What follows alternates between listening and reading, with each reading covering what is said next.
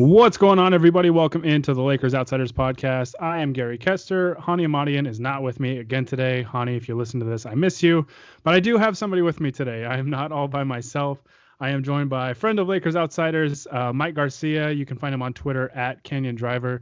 Mike, a ton of news these past couple of days, past couple hours, I guess. How you holding up, man? It's a lot of news all at once, that's for sure. Yeah, I said this before we went on, but I'm going to try my best not to just laugh at the Boston Celtics throughout this entire podcast. They are unraveling right now, and I'm enjoying every second of it. So I'm ready. It's good to win either on the court or off the court. If we win this offseason, all the better. I'm all for it. I am all for it. All right, before we get started, got to plug all of our outlets and our platforms. If you like the Lakers Outsiders podcast, you can subscribe to us on YouTube, on iTunes, on Podbean, and on Spotify. So be sure to do that. You can also find all of our content on LakersOutsiders.com. Follow us on Twitter at Lakers Outsiders, and like us on Facebook as well. All right, with that out of the way, we got a lot to talk about. It's been a couple days, and we haven't been able to get a pod up, but the Lakers have a deal in place to get Anthony Davis from the New Orleans Pelicans. Basically, the deal centers around the Lakers getting Davis in exchange for Brandon Ingram, Lonzo Ball, Josh Hart, and a few first-round picks, including the number 4 pick in Thursday's 2019 NBA draft. Mike, I'm going to keep it pretty simple on this first question. I mean, what was your initial reaction to the deal? Initially, I was surprised. I didn't think they needed to throw that many players and picks into the trade, considering I thought the Lakers had all the leverage. I didn't think other teams were offering their best players ahead as well. So just right off the bat, I just felt they overpaid. Yeah, I was disappointed to see both Ingram and Lonzo Ball both in the deal. I felt like Josh Hart was going to be necessary, probably no matter how the deal was swung. But yeah, like you said, I said this on our last pod. To me, it was a one-horse race. Like, I don't think the Celtics were seriously going after him, and I don't think that they were ever going to offer Jason Tatum, no matter how much, there might be smoke and mirrors with that. And especially now, with this news that just dropped within probably the last hour or so, that Kyrie Irving has basically, according to Shams Charania, he's basically let the Celtics know he's not coming back. And then Al Horford is reportedly not going to come back either. He opted out of his deal, and the latest report is that he's going to be gone. So the Celtics really have no inclination to make any kind of offer. So now it's looking like the Lakers gave up a lot. But I mean, at the end of the day, getting a player like Davis, you still got to consider this deal a win, right? You have to. I mean, he's actually one of my favorite players. Personally, I have him over Giannis just because of his ability to shoot, even as a big. Mm-hmm. And frankly, the Lakers have been spoiled getting, a top 5 or a top 10 player. It seems like every decade since the 70s. And then here we have Anthony Davis, and now it's all about trying to build around him and making a competitive roster for the playoffs. Mm-hmm. Yeah, and I think we're both on the same page that we think the Lakers probably overpaid a little bit. The good thing that this trade package does, with including Ball and Ingram alongside Hart, is that it frees up or it gets them fairly close to matching outgoing salary with incoming salary with Davis's, I think, his $27 million deal, which gives them an avenue to add another max player to LeBron James and Anthony Davis. I mean, do you think that kind of weighed into those discussions and the reason maybe that they didn't want to trade Kyle Kuzma as well? I definitely think so. I mean, the Lakers have been hunting free agents, it seems like, for years, and it hasn't always been about Anthony Davis as well. So it wouldn't be surprising to me if the Lakers went ahead and made the deal with some plan ahead of time to, hey, we're going to go after Jimmy Butler or Kawhi Leonard or whoever else may be available, and then just present to them, look, we made the move. We're setting up the team. Let's get this thing ready before draft day if possible. If not, we can wait it off and then develop the roster from there. Mm-hmm. Yeah, no, it's everything that's unfolding is very interesting. And I think, I mean, I'm curious to hear your thoughts on this, but I think another thing that factored into the deal, I think there were kind of a number of things. I think the optics of trying the deal again and not coming through again would be very problematic, especially, with the mentality of the young players, like throwing in Lonzo and Ingram and Josh Hart. Like, it seemed like those guys were not really upset over the deal. Like, it was almost like they're relieved to have it all done and over with, and they can kind of get a fresh start and move on. So I think there was that factor. But how much do you think that it factored in with Golden State's injuries, with Kevin Durant, being out probably most or all of next season, and Klay Thompson probably the same way. He'll probably miss most of the season. So the West is very winnable right now. And so how much do you think that factored in where the Lakers said, we got to go for it? We've got LeBron James right now at age 34 and all that. I think that this was always the plan all along. And regardless of what happened during the finals with Golden State and their unfortunate injuries, I mean, Durant did what he could, and Klay Thompson played on an ACL to just make a couple free throws. But it just presented an opportunity to say, hey, the West is really wide open. There is a path to getting to the title, and it might be sooner than later. So it wouldn't surprise me if, the whole idea of being patient with the roster and developing with them just kind of got pushed aside when this opportunity presented itself. Yeah, and we mentioned the whole free agent dynamic of this, where they're trying to create as much cap space as they can to get a full max slot. You'd have to think Pelinka, in the back of his mind at the very least, was thinking, we've got to get Anthony Davis now so that we can. That's their free agent pitch, right? Is LeBron James and Anthony Davis. Absolutely, and just right off the bat, that's pretty much 2 of the 5 players that are remaining on the roster, right? The thing is, it's really easy to build around that, and you have 2 dynamic players that are willing to speak up, and they play like it on the floor as well. So whoever comes in next, whether it's a role player or a star player, it makes their job a lot easier, and there's just a lot easier path to get success in the playoffs and hopefully win that championship. Yeah, absolutely. And, obviously if they do sign a max guy, they're not going to really have any cap space to go out and go sign anybody else. They'll have to use, the exceptions that kind of come with being strapped financially. But I'd have to think that even a trio, if the third max guy is like a Kemba Walker or Jimmy Butler, you'd have to think that a lot of guys would be lining up to play for cheap to go after a championship. Exactly, and not just to keep in mind of being mindful of LeBron James's window for his tenure as a Laker, but there's actually a period after that where it's going to be hopefully this third max guy and Anthony Davis. That's still an amazing core to build around as well. Right. Yeah, absolutely. And that's what makes it so funny to me that so many people have compared this to the Nets and Celtics trade of a few years ago, where the Nets acquired a bunch of over-the-hill guys in Garnett, Pierce, and Jason Terry. Anthony Davis just turned 26 a couple months ago. Like, he's entering his prime, and like the Lakers have found their franchise cornerstone even after LeBron. So I think that was another dynamic that made this, like, the Lakers had to get this done. Like, he was there for the taking, and so you had to go get him. And even though I think we both kind of think they overpaid, I think getting their guy is, I kind of tip my cap to him at least a little bit in that respect. So, all right. Another thing with this too, is we've talked about kind of the financial thing, and there was a big deal made about it. And it is kind of a big deal that if this deal was to wait until the 30th of July, the Lakers would be able to use the fourth pick basically kind of for salary cap reasons, right? Where it would free up enough room for a max slot. It doesn't appear like that's the case. It sounds like the deal is going to be done July 6th. And Anthony Davis also has a $4 million trade bonus that he can waive that'll give the Lakers that $4 million in extra space.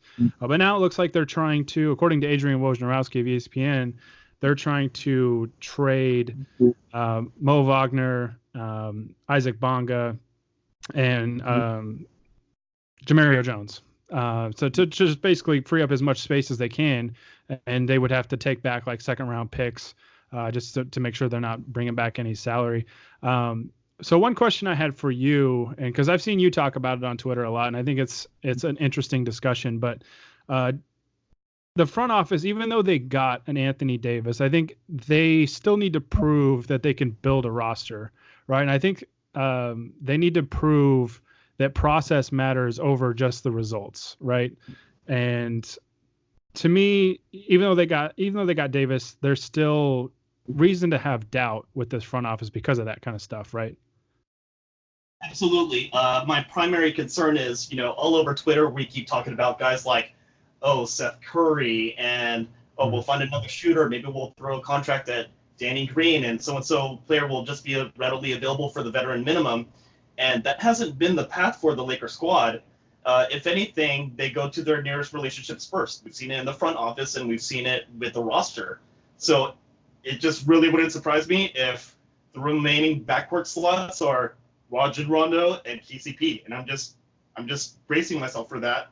But I just have a hunch that it's going to happen. Yeah, there's already been some talk that I think it was Brad Turner of the LA Times reporting that the Lakers want Rondo to come back, which is really frustrating because, in my opinion, he hasn't played defense in probably about 6 or 7 years at the very least.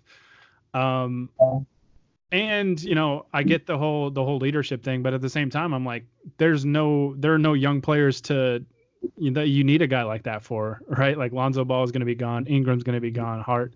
Kuzma's really the only guy, but Kuzma's going to be, have a couple years under his belt. And I mean, it's going to be a win now mode team, right? Like there's not going to be a ton of that. And you have that veteran leadership with LeBron and with Anthony Davis, and you can get some cheap veterans like that, right? Absolutely. If anything, we keep hanging on to the idea that, hey, Rajon Rondo is going to be a good pickup because he'll play well with Anthony Davis.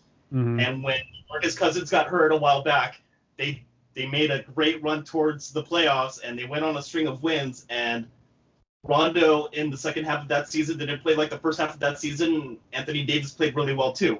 Sure, if I felt like that was going to happen this upcoming season, that'd be great. I'm not really confident after what I saw last season. So fingers are crossed, but otherwise, I'd rather see the ball in LeBron's hands anyways, and see and LeBron run pick and roll instead, Well, and it's like, I really don't want Rondo to be the starting point guard. And to me, if you want a backup point guard, you have Alex Caruso sitting there, and to me has earned his way into that spot based on his play. The last couple of years, but especially last year, I thought he played exceptionally well. So I don't get the whole Rondo thing. I really don't. But hey, maybe we'll get playoff Rondo, and if he is there, and maybe I don't know. Maybe we'll both look wrong. Who knows? But yeah, I don't get it. But yeah, no, it's interesting though to see how they're going to fill out the rest of this roster. Like what kind of guys they're going to look for. Because to me, once they got LeBron last year, I like the JaVale McGee pickup, but other than that, it was just a whole lot of like, what are we doing? So it definitely got to a point where last season we were just watching the South Bay Laker team playing with a lot more effort, right? And they were just outplaying the veterans at this point.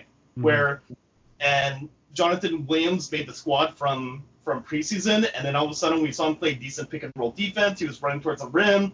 He was protecting it on the defensive end as well. Caruso kind of came out of nowhere, and all of a sudden, like, he just played peak form Caruso for a good 2-3 months over there. It's like, why are we playing Rondo at this point? Like, and then we pull up all the advanced stats, and then they just showed up in Caruso's favor so drastically. It's like, why are we even considering Rajon? It doesn't make sense at all. Yeah. So, I mean, props to those guys. They did an amazing job at the second half of the season, in a season that kind of got lost their playoff contention altogether. But admittedly, I wouldn't mind seeing them come back as well. Mm-hmm. It's amazing what effort can do on the basketball court, right? Young legs.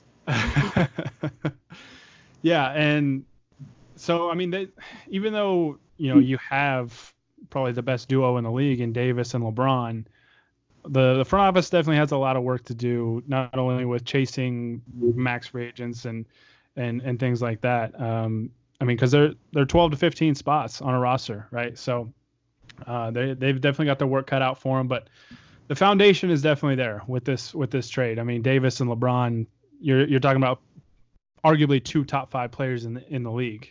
Two. I like how, I can't remember who put it this way, but somebody did. You have 2 guys that could legitimately win MVP.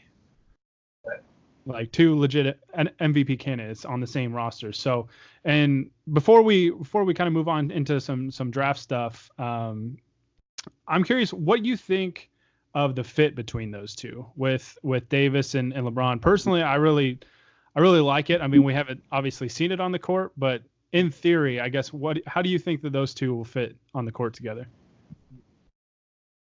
So one of the things I've noticed with championship runs outside of Golden State is really that it's still a wing league with a skilled big, right? We saw that with Shaq and Kobe forever, right? In San Antonio's case, they ran pick and roll with Parker and Duncan, or even Ginobili and Duncan, and they did really well with that.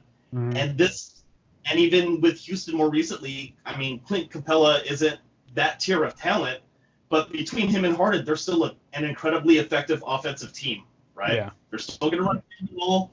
Harden doesn't really settle for that mid-range shot, and yet they're finding themselves repeatedly second round in the West. I mean, it almost doesn't matter how much the roster changes. With the 7th, 8th, and 9th guy, they just find their way back there. So now with LeBron and Anthony Davis, it's like, oh, hey, we got that formula now, right? We got 2 critical parts of the main equation. Yeah.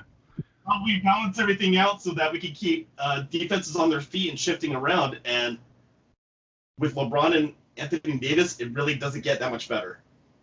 Yeah, absolutely. And I think, okay, I just thought of this on the spot. But I think because I think me and you are both in kind of the same mindset in terms of small guards in the playoffs.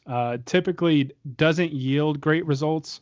So if they get a guy like Kemba Walker, right? You'd have to think that having a LeBron and an Anthony Davis that he can kind of play off of, and he would get less attention, obviously, that he has with Charlotte. You think, if the Lakers were able to get Kemba Walker, how do you think that would translate both in the regular season and in the playoffs? This is where the draft knowledge actually helps. I remember way back at UConn where I didn't initially think of Kemba as a pure point guard, and he was kind of like, a 2-guard in a point guard body, and he went out to score, and then he learned how to pass later on.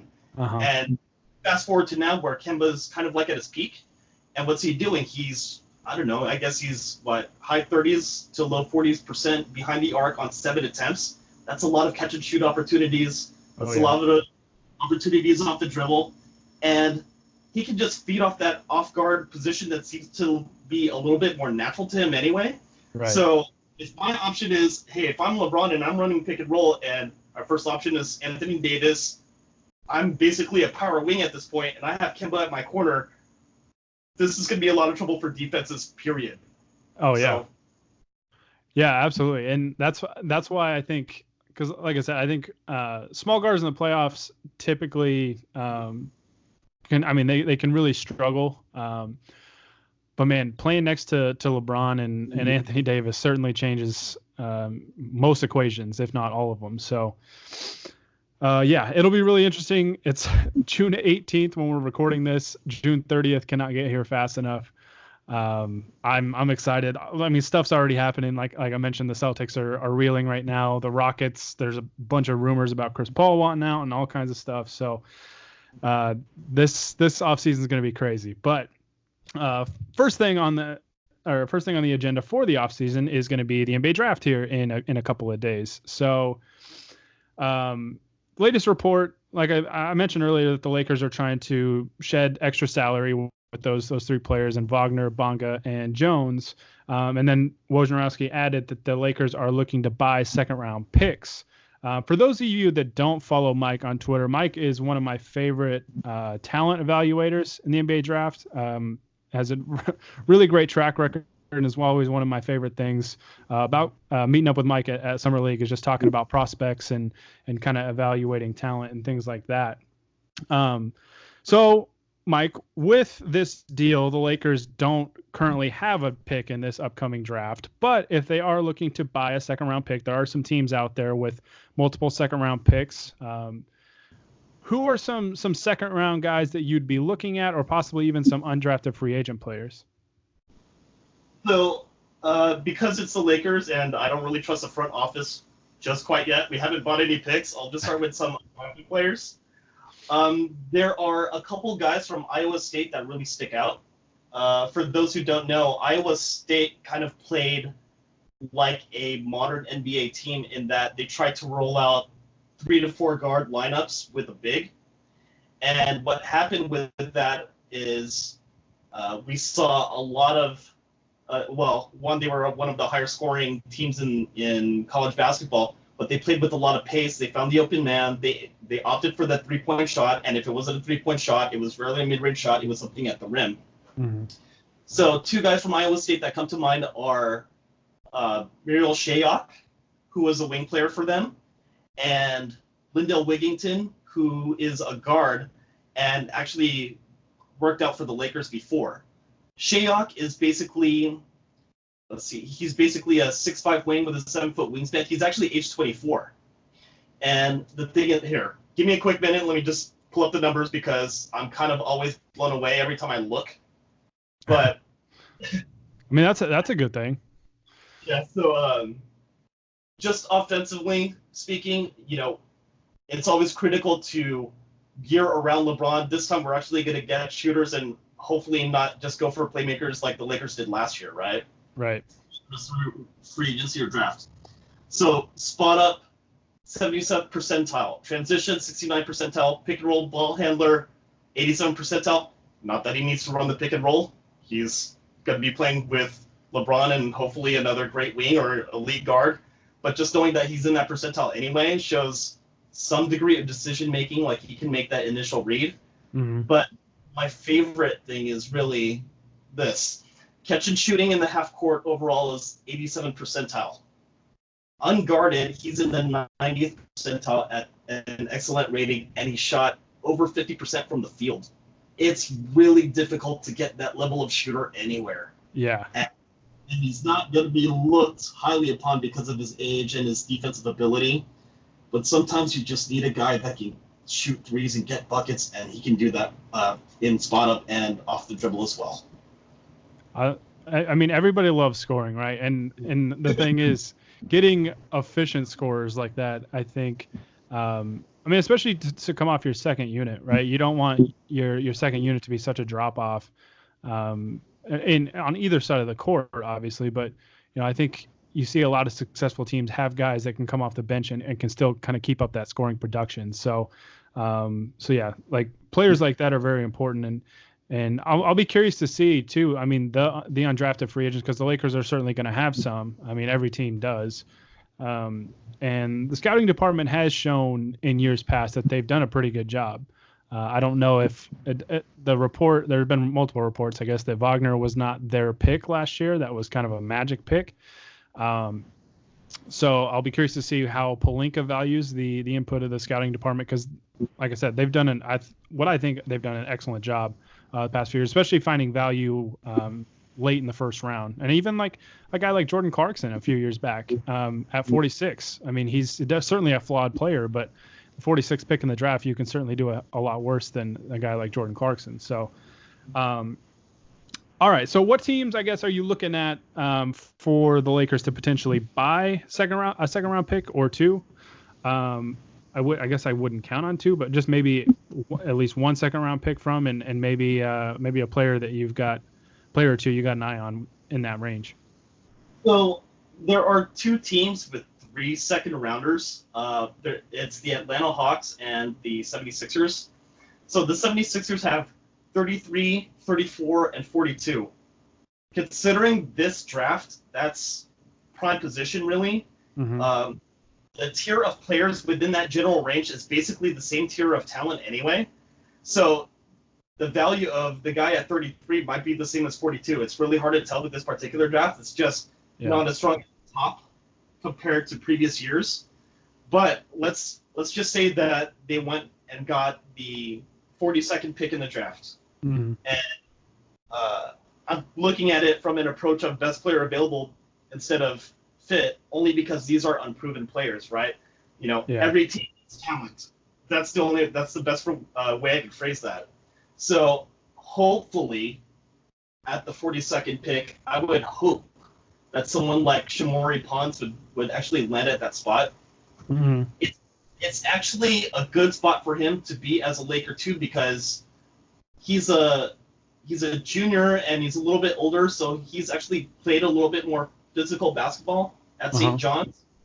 But the thing is, he's a shifty guy that's really good at catch and shoot and pull up shots off the dribble. People are going to be discouraged by his 6'3" wingspan, but the hardest thing to account for is he has really great hand-eye coordination, and that goes defensively. Mm-hmm. It's like, there are instances throughout the season where we'll see the opposing team grab a rebound and throw a pass down court, kind of like a Lonzo Ball transition pass. And Shamori is basically making that read, and he just intercepts it, and the length doesn't matter. He just gets to the spot and then turns it right back over, and then turns it into a transition opportunity the other way. Mm-hmm. He might get ran on defense in the half court, but if he's able to make those kinds of defensive plays, then he'd be a great pick at 42. Yeah, no, I've I haven't looked personally into Ponds too much, but I have seen a lot of noise about him and a lot of people that really like what he has to bring to the table. And the thing with buying a second round pick too is there's a pretty wide range, I think, of picks you could buy. I mean, like you said, you can get 42, you could get 59. You never know, and those are huge differences in terms of players that are going to be available, even though there might not be a huge talent gap, in any particular draft between like picks like that. But it could change things drastically. So I'm curious to see what picks are going to really be available, and really what the Lakers are looking to do, where they're looking to jump into this draft and what type of players they're looking for. I pray that they follow your mold and look for guys that can put the ball in the basket, because the way they filled out the roster last year was very frustrating in looking for like basically just playmakers only. And it would be nice, obviously, if Kuzma gets back to kind of his rookie year of shooting. He shot 36% from three, and was 30% last year. So hopefully the shooting as a whole gets better, that just the shot making and you get some playmaking, some defense in there with that as well, would be great. Obviously, you might be. It's harder to find guys like that in the second round, but those players are definitely out there. I think you see it fairly often. I mean, at least a quality rotation player seems to be found in the second round. So, I mean, heck, a guy like Malcolm Brogdon is probably going to get paid pretty well this offseason. It was picked in the second round. So they're definitely out there. But I'm curious, because I'm always curious with people that have a passion for talent evaluation in the NBA draft and NFL draft or whatever. Kind of, I guess my first question about this is how exactly do you evaluate players? Like, is there a certain kind of standard or process that you follow? And like, what kind of things do you look for when you're looking at a prospect? So I've tried to come with a standardized way of looking at each prospect equally. And I admit sometimes it comes easily through highlights, but it boils down to the one question of what does a player do best, right? That can account for either side of the floor, whether it's shooting, defense, forcing turnovers, whatever it might be. I think you're well aware that I'm a huge D'Anthony Melton fan, and yes. I would like to announce that louder. And I mean, I see him in Phoenix right now, right? And it seemed kind of questionable because he wasn't exactly the most pure point guard with the vision or the purest shooter out there, but at least defensively I knew hey, this guy forces turnovers. He Mm-hmm. he sees guys not only on his individual defense, but on team defense, and even in transition, he seeks the ball out and he's really good at it. And fast forward to today, he's got inconsistent playing time under his belt, but even per 36, he's still good for 2.5 steals and almost a block from the two-guard position, which is just super rare to get. So as long as they have that one thing they do best against elite competition, Mm-hmm. that's a good way to start. What ancillary skill complements that ability is great. So, for example, when I see Melton, okay, I know he could play defense, right? But I can see that he pushes the ball up in transition, he makes decent reads, and he's an adequate shooter but needs to improve. This guy's going to be a late first, second round pick. I'm willing to take those risks for that defensive ability alone. Uh-huh. Right? Now I've got a two-way player with these abilities, and the measurements test out, the athletic abilities test out. That's my pick. Right. In this kind of draft, it's, as I've mentioned before, it's not as deep at the top, but the tier of second round picks is just, it's really deep. Mm-hmm. It's 20 to 30 players deep. I mean, I mentioned Shamori Pons. I've seen him as high as, the late first round all the way down to the end of second. Personally, I'd rank him higher for the same two-way ability that I mentioned to you. He's shown some ability to force turnovers, but he can shoot. He's got shake. Those are rare qualities out of a player. I would absolutely expect him to be an effective player next level. Right.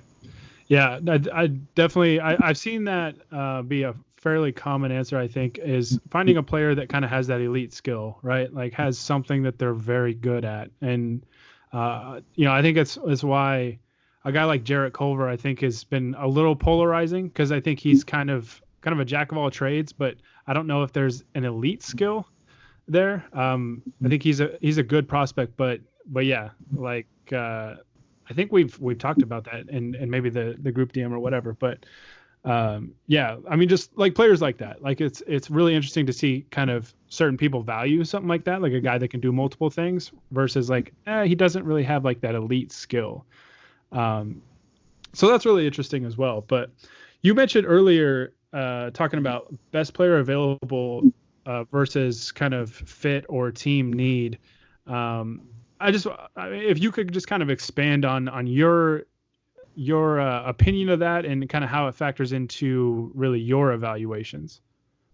Sure. So, as I mentioned before, every team needs talent. I would talk to Jacob Root about this, hey, we got Kobe, even though we had two All-Stars in front of him in Eddie Jones and Nick Van Exel, but we still got Kobe for a reason, right? Yeah. That's not available even with two All-Stars ahead of him.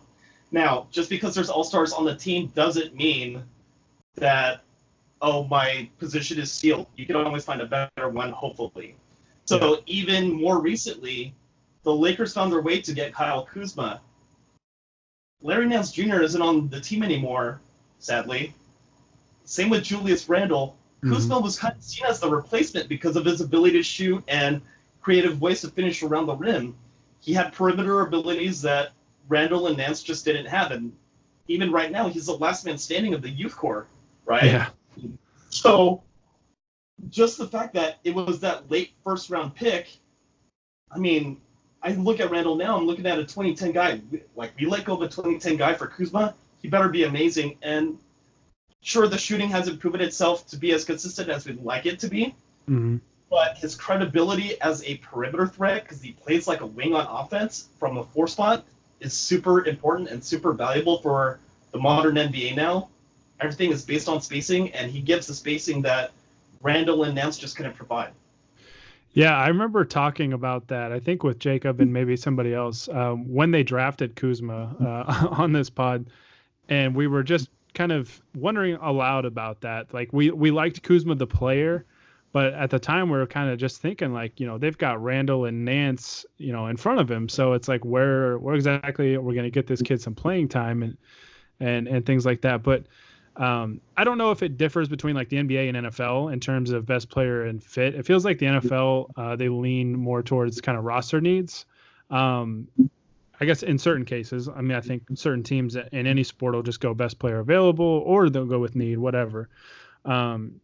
But I think especially with basketball, where it's a 15-man roster, right? And you're trying to, and especially the way the game is kind of transforming to, where it's a lot of kind of, you see a lot more like small ball lineups than you used to back in the day. It's a lot of kind of interchangeable players, like trying to keep guys that can, or get guys that can play like multiple positions and things like that. So I think going best player available is probably something, if the league continues to trend that way. And I mean, eventually it's going to trend back the other way, I would think. But I think it's more, I don't know, I don't want to say like more beneficial, but I can understand kind of the tendency to go best player available, especially now, for some of those reasons. So, but like you said, I like that what you said about it. Every team needs talent. Talent kind of comes first and foremost, I think. And so it's always interesting for me to see who kind of values just best player available, even if they might not have an immediate spot for that player, which I think a lot of people get kind of caught up in players that are drafted. What's going to happen with them right away, and I'm curious what your thoughts on this. But like, I always try and tell people, when you're drafting a player, you're not drafting them for their rookie season. I mean, you obviously would like them to produce as a rookie, but a lot of times it doesn't happen, at least not to the level that you would hope. So, I mean, that has to factor in. I mean, I would think it factors in somewhere along the way that your expectations are not there right away, but you're hoping down the line, this is what this player becomes. No, I totally agree with that. You're definitely not drafting for rookie production. It's great when it happens because it shows that, hey, you drafted a player for that one or two elite skills and it shows on the floor. Great. But you're drafting a player for basically their next 10 years, right? You want to see their development and how that curve stays consistent all throughout their career. So by the time they're, let's say, between 24 to 29 and they're coming around to their second NBA contract, that's when it matters. Because now you're getting of, oh, this is what the player's going to look like near peak or at peak level. This is who they are. This is what they do. We know what to expect now because they've proven themselves. So, well, in reference to the NFL, I just think there's so many players on the field. There's a lot of holes to plug in, right? With the NBA, 5 players on the court, just there's so much talent within one position. You just need to throw the best talent on the floor. Period. When there's that many players on a football field, on the other hand, if you're weak at linebacker, I'm just going to attack that all the time. Even if you're really strong at corner, why should I? Right? So. Yeah. No, I'm glad you made that point, because I was going to add that too. That just the roster sizes and construction are all so different from the sports, but there are some kind of philosophies that kind of align between the sports, which is always fun to see. But all right, last draft, I guess, evaluation question I have for you is another one that I think a lot of people have very differing opinions on, and that's measurables versus production. Some people value production more than measurables, and some people, I don't know, some people lean the other way. How do you kind of see that, and how does it factor into when you're evaluating a player for the NBA draft? Okay, so this could be a very complicated question, so I'm going to try to lay it out as simply as possible. One player that's kind of polarizing that's related to the subject is Brandon Clark. Okay? Mm-hmm. So he's a 6'8" guy with a 6'8" wingspan who doesn't play wing and isn't really a primary playmaker. How do we expect him to be an effective NBA player? And when you see him on the floor, you're looking for certain indicators that show that, hey, I think he could do this against NBA guys, not just college guys as well, right? Uh-huh. So, I mean, outside of Zion, he's probably the top defensive player. We see how his athletic abilities show defensively. Mm-hmm. I mean, he's not as strong of a defensive rebounder as we would like, but that guy, he's just so good at verticality, being on time on team rotation, blocking shots at the rim, and not being foul prone. That's an amazing skill to have, even for a smaller big.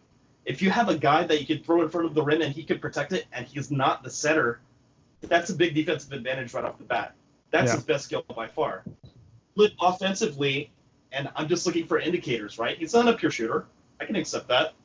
But what I do see is he'll grab a rebound, he'll push up court, and he'll make good decisions in transition with his passing, or he finishes really amazingly well around the rim off his own drives within 5 feet from the hoop. Those were NBA translatable skills, and at that point, he's kind of compensated for his 6'8" wingspan by these elite abilities, and elite competition hasn't deterred him from being that effective. So if he shows it, great. If they don't show it, then you're kind of looking at indicators with measurables. This takes me to a whole other topic. Right? let's throw out a hypothetical here. If I see, let's say I'm looking at Chamori Pons and he's 6 foot, 6'3" wingspan. Do I expect him to be a good NBA defender? I mean, that's relative for a guard, right? Whatever that expectation might be. But does he have a knack about forcing turnovers, closing out to shooters, and just kind of having a nose for the ball? He actually does. It's really surprising that a guy that isn't, being 6 foot with a 6'3" wingspan isn't average NBA size anymore. Guards are just bigger now. They're almost wings at this point. With Lonzo Ball and Gilgeous-Alexander, they're 6'6", 6'7" at this point, right? Yeah. But Pons has proven it at the collegiate level, whether it was getting his own shot or, just being able to force turnovers defensively. I don't think he's going to be as bad as some might anticipate him to be. And he makes the best out of the physical tools that he has. So, yeah, I would expect him to be a good player next level as well. Yeah, all this stuff is always really interesting to me. So I always love this time of year with the draft and talent evaluation and things like that. And it's something I love to do when I get time to really look into it. And I'm really hoping that the Lakers can buy a second round pick or two or possibly just at least get some solid undrafted free agent options. And I don't know if I mentioned this earlier, but if anybody's wondering about, because we mentioned that the Lakers are trying to clear as much cap space as they can so they can free up that max slot. Unsigned second round picks do not have a cap hold, so that's why there's value in buying those and having second round picks in this kind of scenario where it doesn't count against the cap, and you can get a young cheap player and hopefully they pan out, and it's a guy that you find later in the draft, maybe a guy like Josh Hart, who I know was technically the last pick of the first round, but same kind of concept. So fingers crossed the Lakers can buy a pick or two and add another young player, because most of them are headed to New Orleans. So I hate laughing about that, because I'm very sad to see those players go. But all right, well, that's going to do it for us. Mike, I always appreciate you coming on. Like I said, I always love talking to you this time of year and talking about the draft, and hopefully you'll be at Summer League. As I mentioned earlier, you can follow Mike on Twitter at Canyon Driver. If you're looking for NBA draft analysis and just basketball analysis, you definitely want to follow Mike, one of my favorite follows out there. So as I mentioned before, you can subscribe to the Lakers Outsiders podcast on YouTube, on iTunes, Podbean, and now on Spotify. You can find all of our content on LakersOutsiders.com. Follow us on Twitter and like us on Facebook. As always, I thank you guys for listening. And Mike, again, thank you so much for coming on, and looking forward to talking to you more before Thursday's draft. Hopefully I can get you back on and we can talk about some second round picks that the Lakers have, right? You get it done. All righty. Well, that's going to do it for us this time. For Mike, I am Gary. Until after the draft, we will see you guys later.